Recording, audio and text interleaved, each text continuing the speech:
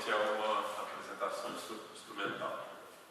É um nome de três vezes. Há 3 duetos, não são 3 duetos. É um dueto. É um dueto, chama-se 3 duetos. Vocês entenderam, né?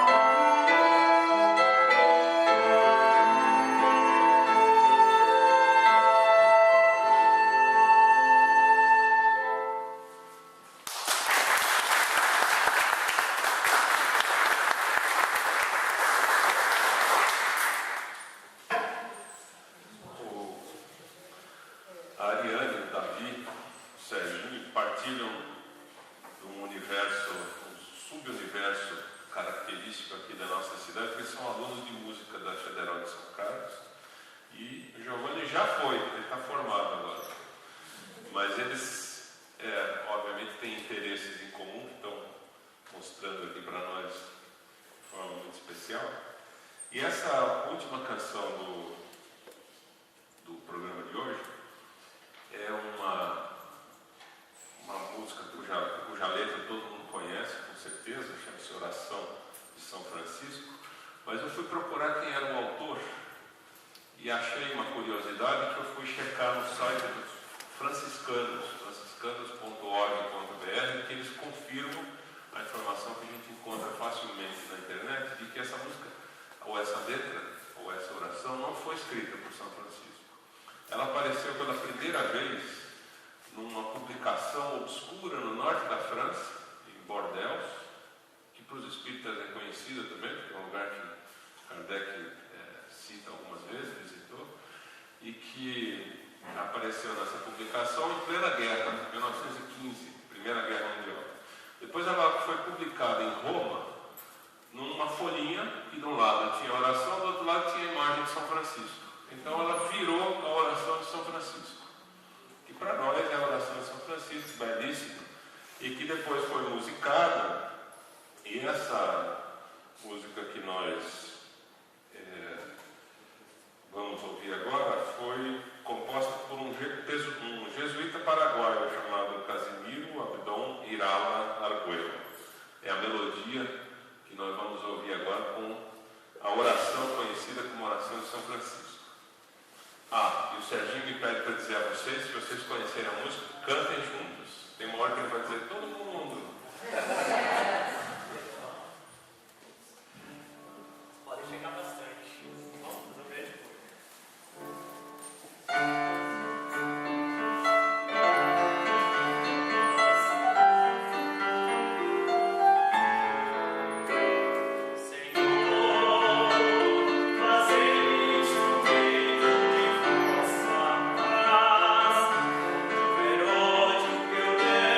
Oh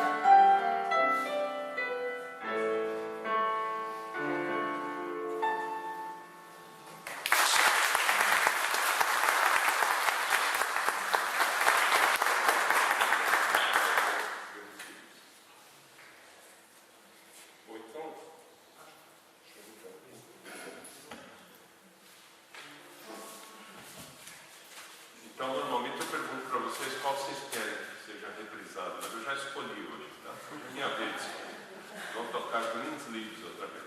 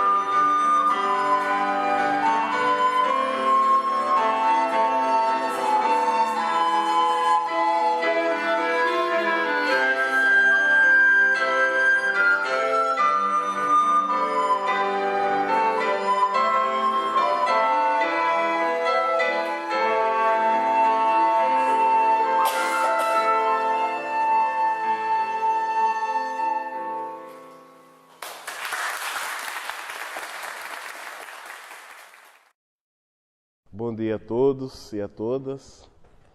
Que Jesus, o nosso mestre e amigo de todas as horas, nos abençoe nessa manhã de domingo, fria. Realmente fria. A mensagem que a gente vai trazer na manhã de hoje são alguns aspectos da parábola do semeador. É uma parábola, assim, das que mais me toca, pela profundidade dela, pela reflexão que ela nos proporciona. E praticamente ela está em 3 evangelhos. E a descrição que nós escolhemos foi a descrição de Mateus. Então, é uma das parábolas que Jesus praticamente ele mesmo conta a parábola e ele mesmo explica com a profundidade dos seus ensinamentos. E praticamente, quando se fala de Jesus, a gente sabe que ele utilizava um recurso que era muito comum na época pela tradição oral do povo judeu. Então, o ensinamento ele é passado oralmente. E é muito comum, pelo fato de ser transmitido oralmente, a utilização de alguns recursos literários que praticamente facilitam a compreensão. Então, ele utilizou um recurso que já era muito comum, onde os mais antigos ensinavam os mais novos através de histórias. E os componentes dessas histórias, praticamente tinham os elementos naturais da própria cultura. Então, são símbolos, são elementos que são utilizados nessas parábolas, que praticamente já era um artifício utilizado em toda Israel, em toda a região. E praticamente Jesus, o que é que ele fez? Ele adequou esse recurso à própria proposta da Boa Nova. Então ele utilizou os recursos das parábolas e para poder inserir os seus ensinamentos. Só que tinha uma diferença. Além da arte de contar a história, que era muito comum na tradição, ele envolvia as pessoas com o seu próprio magnetismo. Então, não ficava só a história pela história. Ele tocava também nos aspectos emocionais e nos aspectos psicológicos de todos aqueles que ouviam o relato dessas parábolas. Então, o próprio magnetismo dele, pela força do exemplo, fazia com que houvesse uma assimilação também do ensinamento.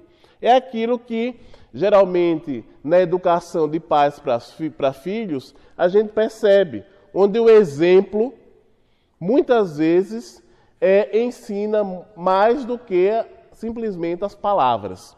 Então, Jesus ensinava pelo exemplo e pelo magnetismo pessoal que impregnava a quem? A todos os ouvintes. E os sentimentos que geralmente ele mobilizava giravam em torno do quê? Em torno do amor, da compaixão e da misericórdia. Então, esses eram os sentimentos básicos que Jesus mobilizava nos corações de todos aqueles que o acompanhavam. E também, um aspecto interessante das parábolas é que a gente compreende a história em si.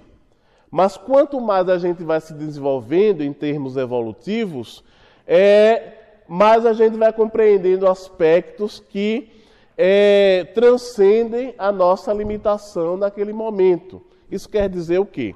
Por exemplo, nós sabemos de alguns relatos de espíritos superiores que estudam no plano espiritual os ensinamentos de Jesus. Ou seja, no patamar evolutivo que nos encontramos, nós assimilamos e compreendemos um tanto daquele ensinamento. Mas quanto mais a gente vai se desenvolvendo, vamos percebendo nuances que a própria condição evolutiva favorece. Por isso que Emmanuel, inclusive, é um dos que continua estudando os ensinamentos de Jesus no próprio plano espiritual. Então, são esses aspectos que a parábola traz.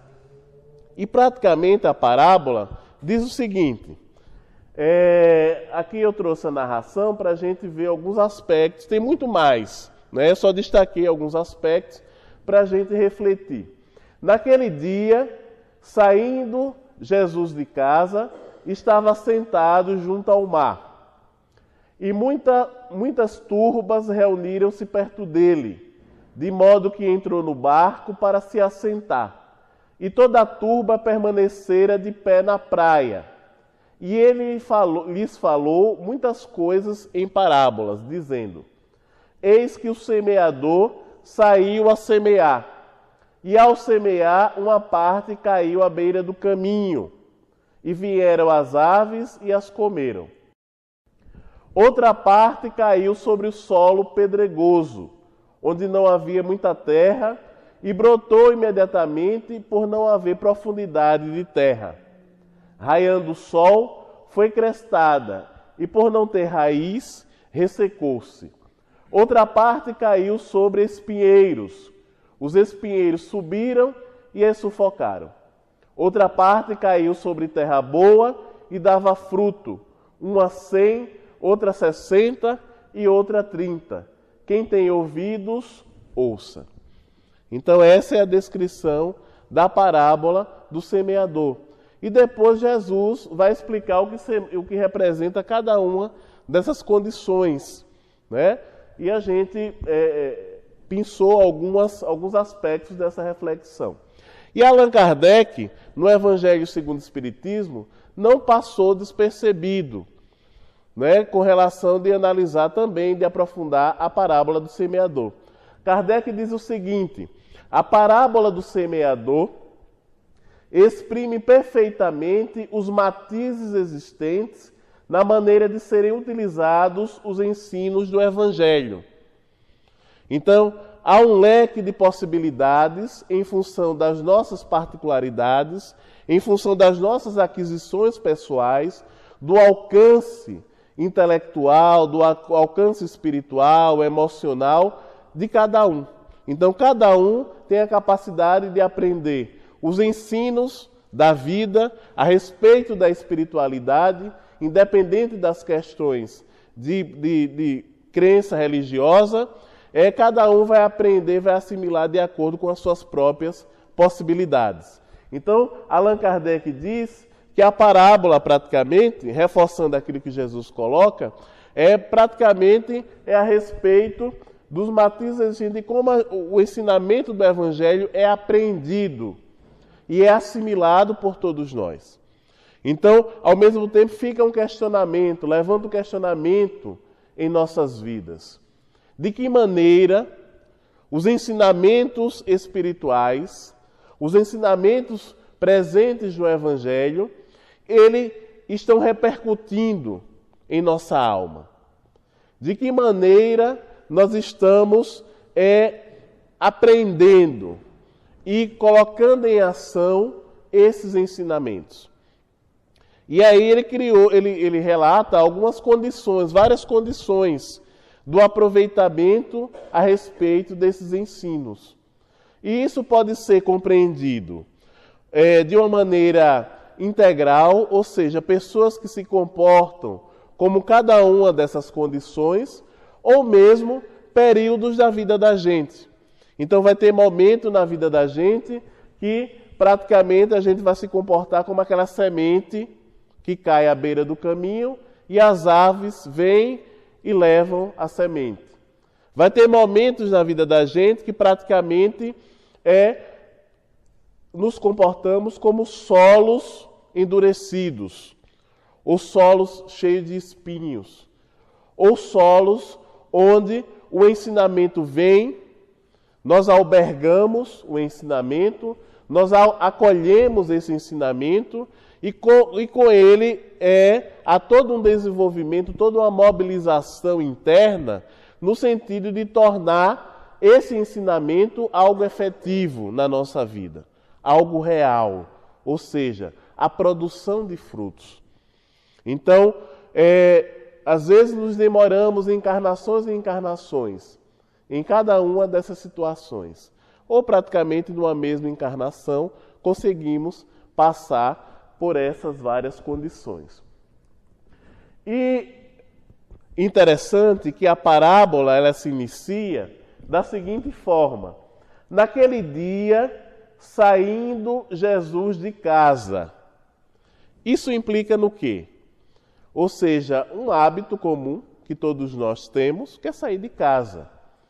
Mas ele fez questão, Mateus fez questão de deixar registrado quem saiu de casa. Jesus sai de casa. Isso implica numa ação, ou seja, sai de um recinto limitado e vai para a beira-mar, e vai para um lugar mais amplo.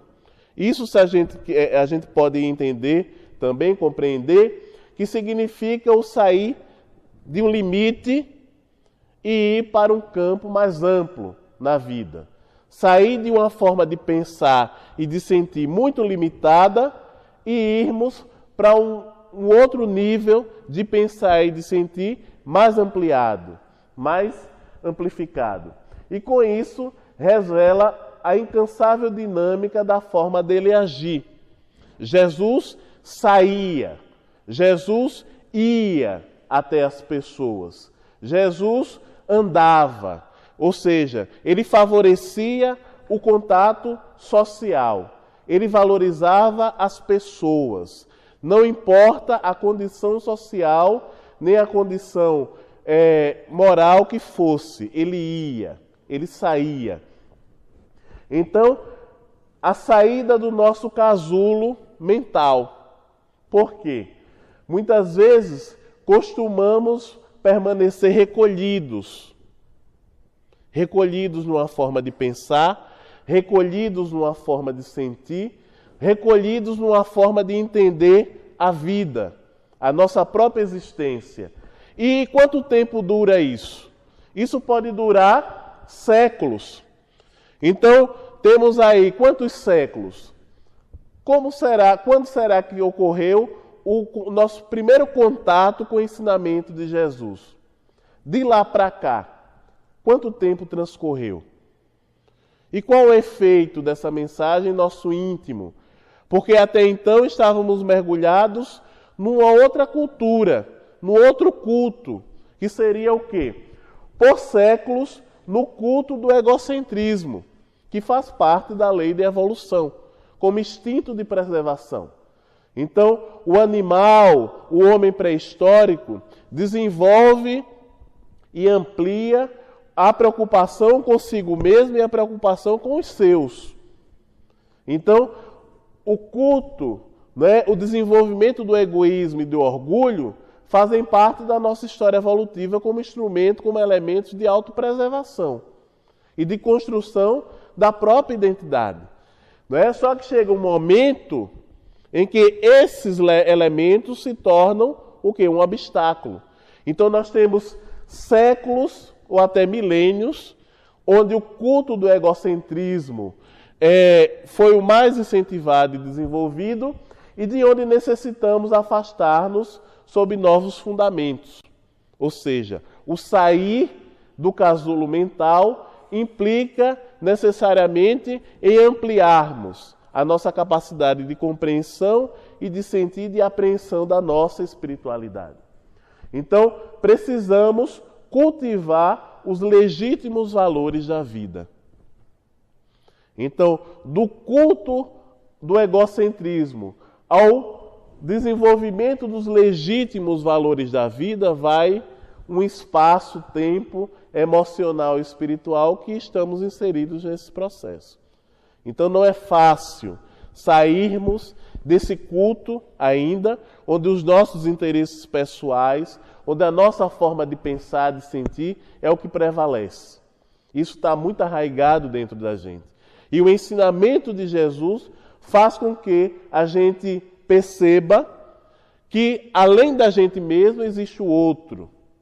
Então ele sai do próprio casulo, ele vai ao encontro de quem? Do outro. Seja rico, seja pobre. Seja receptivo à sua mensagem, seja resistente a ela, mas ele vai. No mínimo ele provoca uma inquietação. No mínimo ele provoca um questionamento que a pessoa, acredito que nunca mais vai esquecer. O olhar de Judas, os questionamentos que faz a Caifás, ou seja, todos aqueles que foram resistentes, a fragilidade do próprio Pedro, ou seja, são marcas profundas, porque não é só a palavra, é o próprio magnetismo pessoal de Jesus. E aí a parábola prossegue. Ela diz, Mateus diz, eis que o semeador saiu a semear. Então, praticamente, o ato do semeador sair E semear é praticamente o convite dirigido aos espíritos abertos ao aprendizado. Porque o semear, a semente em si, ela tem um significado profundo. Não é a semente pela semente, órgão de reprodução da planta, né? Mas a semente que traz toda uma possibilidade. Então, esse convite, há quanto tempo nós recebemos o convite da espiritualidade superior, dos nossos amigos espirituais, dos espíritos protetores que nos acompanham há diversas encarnações? Como é que ocorre, o que é que está acontecendo dentro da gente em termos de mudança, de modificações? Então, a mensagem do Cristo implica o lançamento de semente nos diversos solos humanos. Aquilo que Kardec colocou. Os matizes dos solos humanos. Ou seja, somos solos humanos, onde a mensagem de Jesus, ela repercute em nosso ser de maneira muito particular e de acordo com as nossas possibilidades evolutivas. Então, nós temos a semente. A semente significa o quê? O vir a ser. São as nossas possibilidades reais. Quem vê uma bolota, quem vê uma semente, quem vê o carvalho, não imagina que praticamente tudo aquilo estava de maneira em potencial inserido naquela estrutura reprodutiva. Mas o carvalho não é a semente. Por quê? Porque a semente tem a possibilidade de se transformar no carvalho. Ela tem a propensão, ela tem toda a potencialidade. Mas precisa do quê para se desenvolver? Não só da sua potencialidade interna. Precisa de elementos e estímulos externos, que não, pelo próprio termo externo, não está inserido na semente. Então, a condição do solo, a disponibilidade de nutrientes, a disponibilidade de luz, faz com que aquela potencialidade germinativa se desenvolva num carvalho, numa árvore gigantesca, frondosa, que a gente nunca imagina que vem de uma estrutura tão pequena. Mas precisou de quê? De elementos externos. Então, para a gente desenvolver as nossas potencialidades espirituais, precisamos de estímulos externos. E o contato social, os desafios, os problemas, as situações de prova que nos encontramos, são esses estímulos externos que praticamente fazem com que a nossa potencialidade interna se amplie, apareça e se faça presente. Por isso que o isolamento, ele não favorece esse desenvolvimento, esse crescimento. Então, seguindo na parábola, uma outra condição é quando a semente cai à beira do caminho e vieram as aves e as comeram. Pessoas que permanecem à margem das orientações espirituais.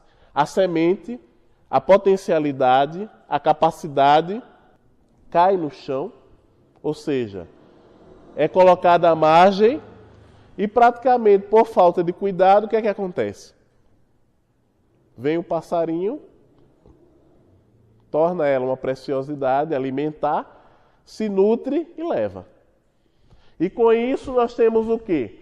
Nessa condição, a semente sequer foi plantada. Ela praticamente foi perdida à margem do caminho e algo mais interessante capturou ela e levou para fazer o que bem entendesse. O que isso significa em se tratando do solo da natureza humana? Nós compreendemos o seguinte, que a sabedoria divina, ela é recebida sem que nos modifique muitas vezes, sem que nos desperte a atenção, por conta do quê? Do sentimento de indiferença. Eu sei, eu percebo, mas eu não dou valor. É a semente, são as oportunidades da vida que chegam ao nosso encontro, entra em contato com as nossas possibilidades, com a nossa potencialidade e a gente não dá valor. Simplesmente trata com indiferença. E aí o que é que a gente valoriza? A gente valoriza o que a gente já está acostumado a fazer. As falsas necessidades do ego. Então, preferimos condições que são mais atrativas, porque a gente já está condicionado a esses elementos, aos vícios, não só vícios físicos, mas vícios mentais e emocionais. Expressões de violência, revolta, maledicência, ódio e vaidade. São elementos desenvolvidos por todos nós como instrumentos de autopreservação, mas que hoje é o nosso maior empecilho no campo das relações. Porque a partir do momento que eu me considero mais importante que o outro, e isso existe diversas maneiras de se falar e de se expressar, muitas vezes a gente não fala, mas a gente sente e a gente se considera melhor do que o outro. E a nossa atitude, quando a gente atropela, quando a gente não respeita a opinião do outro, quando a gente não ouve, é porque, no fundo, eu me considero o quê?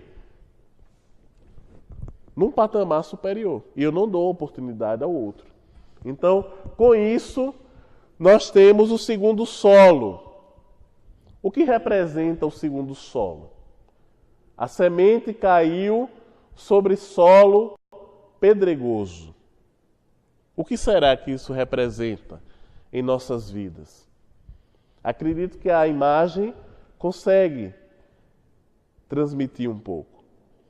É um ambiente árido, onde até cresce uns matinhos aqui, mas veja que não tem muita vida, não tem muita energia. E praticamente representa a pouca base de nosso vaso interior para a assimilação da sabedoria divina. É a nossa resistência. Existe a indiferença, que é um problema, no primeiro solo, e existe a resistência. Eu sei que eu preciso mudar, mas eu tenho dificuldade. Como é algo que eu não conheço, eu prefiro ficar com o que eu conheço, do que me abrir ao novo. E isso eu estabeleço uma resistência. E essa resistência pode demorar 10 anos, um mês, um dia, séculos, encarnações, para a gente vencer, superar essa resistência. Por quê? Existem formações mentais cristalizadas ainda existentes em todos nós. E são formações mentais. É uma força mental, né? Eu estava conversando essa semana com um amigo, ele é espírita.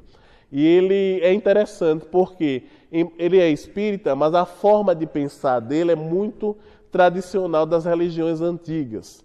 Então, por mais que a gente coloque que Deus é bom, é misericordioso, é justo e amoroso, mas está muito arraigado nele a forma de Deus, aquele Deus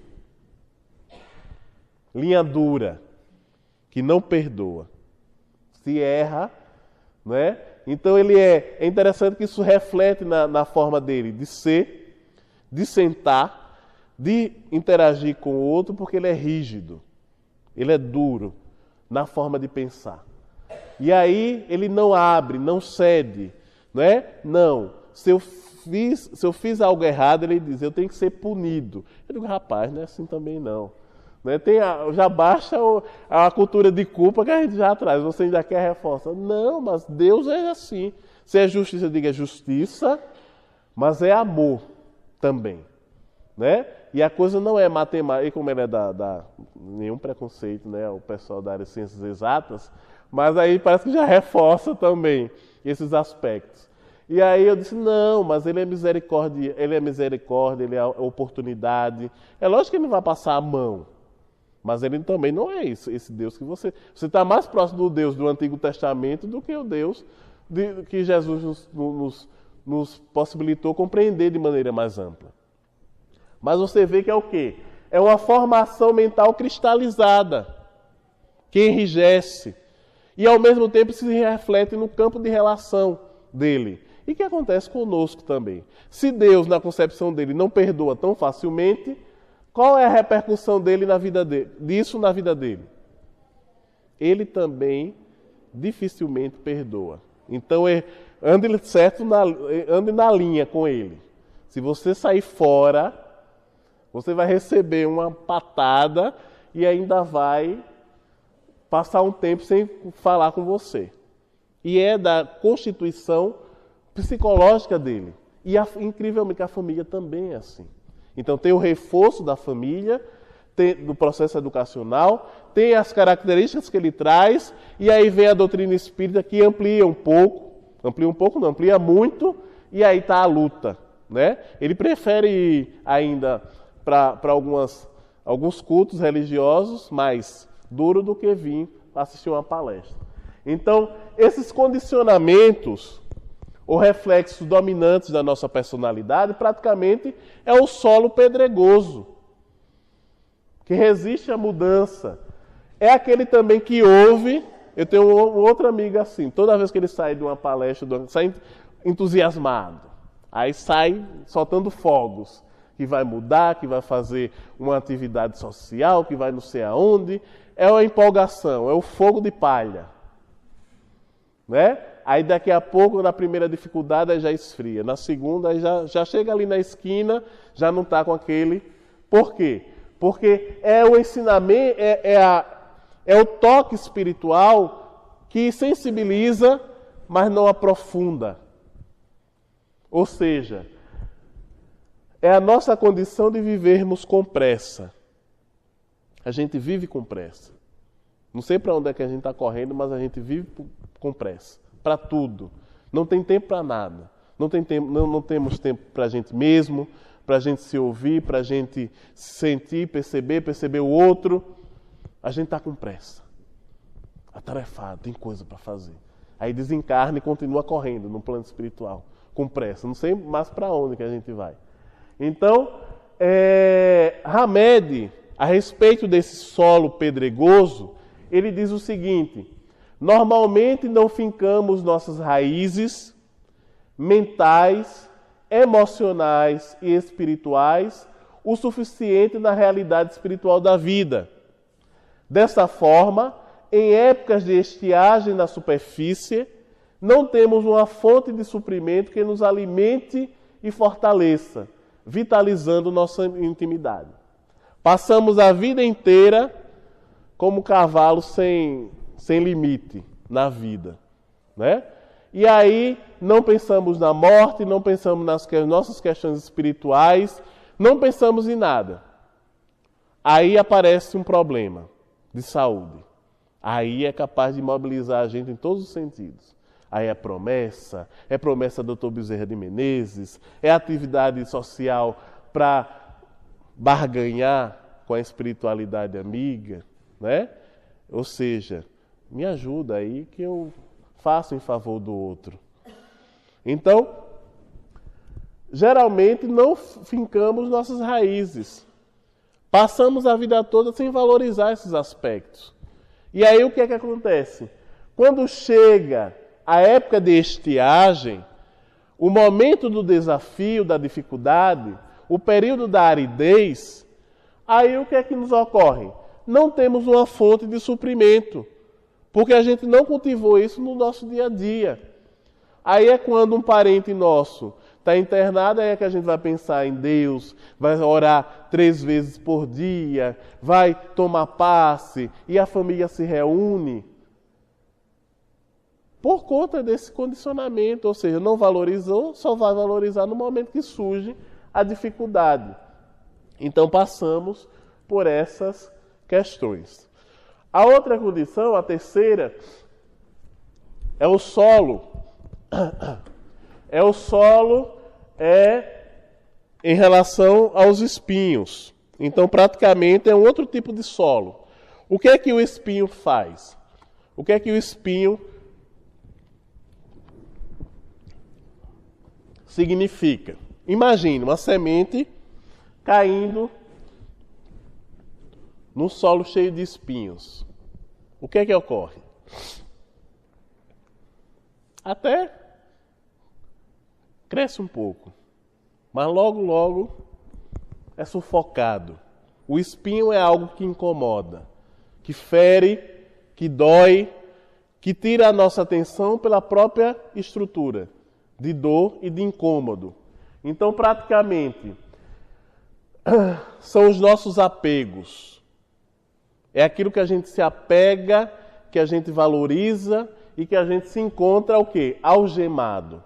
Então, praticamente, existe na nossa forma de viver obstáculos ao processo da nossa espiritualização.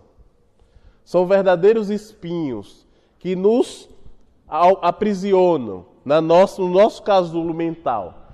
É o egoísmo, é a intolerância, é a maledicência, o autoritarismo, o orgulho, a vaidade e o pessimismo.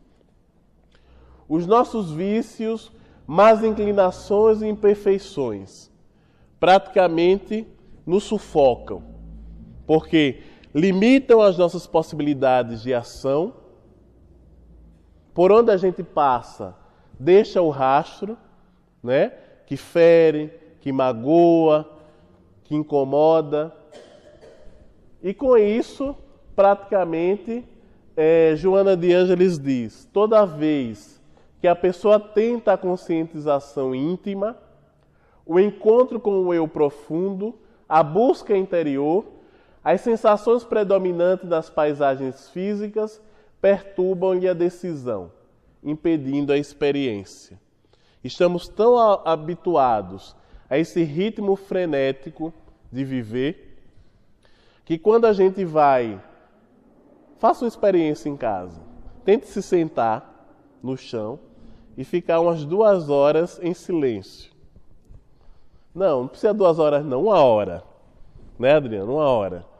Tá bom, né? Não, 30 minutos, 25, 10 minutos. Eu gosto de fazer meditação e eu paro, aí passo um tempo fazendo e para, aí volto a fazer. Aí toda vez que eu volto eu me sento, aí começa, aí dá um comichão nas costas. Aí vem, eu não desliguei o celular, eita, a TV. Daqui a pouco é tanta, eita, e se alguém ligar? Eita, esqueci de colocar o som do telefone mais baixo. Então são tantas coisas que nos impedem a experiência, que nos impedem o encontro do eu profundo, a nossa busca interior. Por quê? Porque estamos praticamente especialistas nas sensações predominantes das paisagens físicas, de tudo aquilo que nos tira do contato da gente com a gente mesmo. Então, eu vou ler, aí tem uma amiga que disse, toda vez que eu vou ler livro espírita me dá sono. Acho que são os irmãozinhos. Eu digo, tem os irmãozinhos e tem a preguiça mental também e a falta de hábito, né? Porque é a concentração. É você entrar no outro patamar de pensamento, de sensação e de sentimento. E aí dá sono, dá reflexos na concentração, tudo isso. Até a gente tem que persistir. Aí o que é que ela disse? Como eu começo a passar mal, eu prefiro não ler. Eu digo, ela começa a passar mal, começa a sentir umas coisas estranhas. Ela diz que ela acha que o livro atrai esses espíritos. Aí eu digo, sei. Então passe essa vida inteira e nunca você vai sair desse patamar, né? Então são desculpas que a gente cria para não entrarmos em contato com o nosso eu profundo. E por fim, a outra condição que Jesus nos coloca é quando a semente cai sobre terra boa. São as mudanças que a semente nos proporciona. É quando a gente acolhe, a gente reconhece o valor da semente, a gente reconhece o valor da oportunidade, reconhecemos o valor do ensinamento, damos a devida atenção e damos o devido cuidado a ela. Então são os recursos externos que favorecem o quê? O desabrochar das nossas possibilidades internas e reais. Então com isso, a terra fértil que possui condições propícias à germinação da semente, ao surgimento e amadurecimento da planta, assim como a produção do fruto. Na parábola, Jesus coloca que uma semente deu 100, em um solo deu 100, outra deu 50, outra deu 30. Só que isso é simbólico, porque quem é da área sabe que não há essa possibilidade em termos de produtividade. Então são símbolos que Jesus utiliza, né? Então a parábola também tem esse recurso de você amplificar algo ou diminuir algo. Mas o mais importante é o ensinamento, né? E outra coisa é que neste homem e mulher, atribulados nos nossos dias, a divindade deposita a confiança em favor de uma renovação para um mundo melhor e uma sociedade mais feliz, nos diz Joana. Buscar os valores que lhe dormem soterrados no íntimo é a razão de sua existência corporal no momento. Encontrar-se com a vida, enfrentá-la e triunfar, eis o seu fanal. Então, diante das tribulações do nosso dia a dia, mesmo assim, a divindade deposita a confiança em nosso íntimo. Então, nós nos encontramos aqui para a execução de um projeto individual, um projeto coletivo, um projeto, acima de tudo, que faz parte do grande projeto do plano social de Deus, do plano social em termos de evolução para toda a humanidade. E com isso, é preciso que os nossos valores adormecidos no íntimo sejam mostrados, desenvolvidos e ampliados. E para isso precisamos o quê? Da existência corporal. Então, o encarne no corpo é essa possibilidade também que nos possibilita a ampliação desses valores internos. E nós finalizamos com um pensamento do Humberto Roden, um grande filósofo, né, e que estudou muito essas questões do Evangelho. E num livro, um capítulo a respeito da parábola do semeador, ele diz o seguinte: é necessário semear a verdade e o bem, seja qual for o resultado. A parábola do semeador convida o homem a ser incondicionalmente bom, a semear a verdade e o bem sem nenhuma segunda intenção de obter resultados objetivos. Basta-lhe a consciência de ter cumprido o seu dever de autorrealização ou aperfeiçoamento da sua substância divina. Veja que é simbólica a parábola do semeador. Nenhum agricultor iria, antes de tudo, plantar sem fazer uma análise de solo. Nem tampouco plantar em lugar pedregoso, nem jogar semente fora, nem num solo cheio de espinhos. Veja que é simbólico. O que a mensagem quer dizer é que o semeador saiu a semear. Mesmo nessa adversidade dos solos humanos, ele lançou a semente. Ele lançou a possibilidade do vir a ser.